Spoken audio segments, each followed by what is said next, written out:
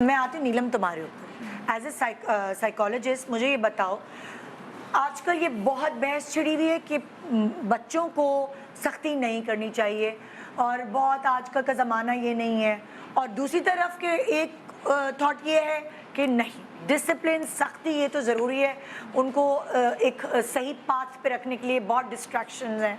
تو آپ کیا کہتی ہیں, آپ کیا گائیڈ لائنس دیتی ہیں؟ سب سے پہلے کیونکہ ہم بات کر رہے ہیں بچوں کی پڑھائی کے حوالے سے, رائٹ, اس پہ کتنی سختی کرنی چاہیے, اس سے پہلے میں سب سے امپورٹنٹ میسج سارے پیرنٹس کو یہ دینا چاہوں گی کہ جو بچے کی لرننگ کی ایبلٹی ہے, اس کی اسکول پرفارمنس ہے, وہ اس کی انٹیلیجنس کا ایک پارٹ ہے.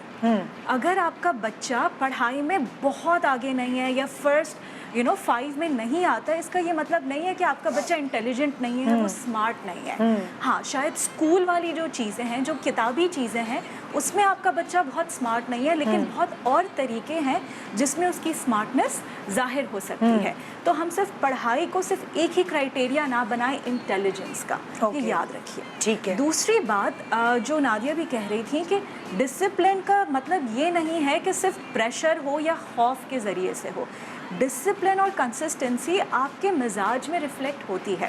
ایز اے سائیکالوجسٹ دیکھیں, اگر آپ بچے کے اندر کوئی بھی عادت ڈیولپ کرنا چاہتے ہیں نا, میں آپ کو یہ ریکمینڈ کروں گی کہ وہ ڈر کے بیسس پہ نہ کریں, اوکے, وہ پازیٹیوٹی کے بیسس پہ کریں. فار ایگزامپل دیں آپ مجھے. فار ایگزامپل, جس طرح اگر بچے کو لیٹس سے کہ ایسیز لکھنا نہیں پسند ہے, وہ رائٹنگ آتی ہے, وہ بچہ بھاگتا ہے, گھبراتا ہے. اب آپ نے اس ایسے رائٹنگ کو ایک انجوائبل ایکسپیرینس بنانا ہے. اس کے لیے آپ نے کہنا ہے کہ ہم کہانی پہلے ایک دوسرے کو سنائیں گے, ہم دونوں مل کے کوئی ویڈیو دیکھیں گے جس میں اس ایسے ٹائپ کی چیزیں ہوں گی, اس میں سے ہم دونوں اس کو گیم میں لے کر جائیں کہ بچے کو انٹرسٹ آئے اس ایکٹیویٹی میں.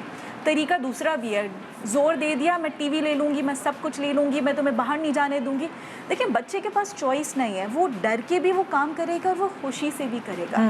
جب وہ خوشی سے کرے گا اور آپ کے ساتھ جڑ کے, وہ اس کا رزلٹ الگ آئے گا 100%, اور اس کو وہ یاد رہے گا کہ وہی جو, اب دیکھیں آپ خود یاد کریں کہ آپ کا فیوریٹ سبجیکٹ اسکول میں کون سا تھا, جس کی ٹیچر بڑی اسٹرکٹ تھیں یا جس کی ٹیچر بڑی فرینڈلی تھیں اور بڑی ایزیلی پڑھاتی تھی. تو آپ کو سمپلی ایگزامپل مل جائے گا کہ بچوں کو پڑھانا کس طریقے سے ہے. اس میں مستقل مزاجی بڑی ضروری ہے, رائٹ. جس طرح آپ نے کہا کہ ایگزام کی ڈیٹ آتی ہے, ساری مدرس پریشرائز ہو جاتی ہے, ارے پڑھانا ہے, ہوم ورک نہیں ہوا ہوا, چیزیں نہیں ہوئی, اس کو لے کر بیٹھ جاتی ہیں.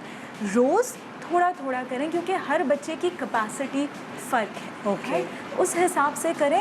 اور پڑھائی, مجھے تو یہ لگتا ہے کہ بچے کم اسٹرگل کرتے ہیں پڑھائی سے, پیرنٹ زیادہ کرتے ہیں. ارے اس کے گریڈز کیسے ڈراپ ہو گئے, تو اتنی محنت کریں, ہم تو اتنی فیس دے رہے ہیں.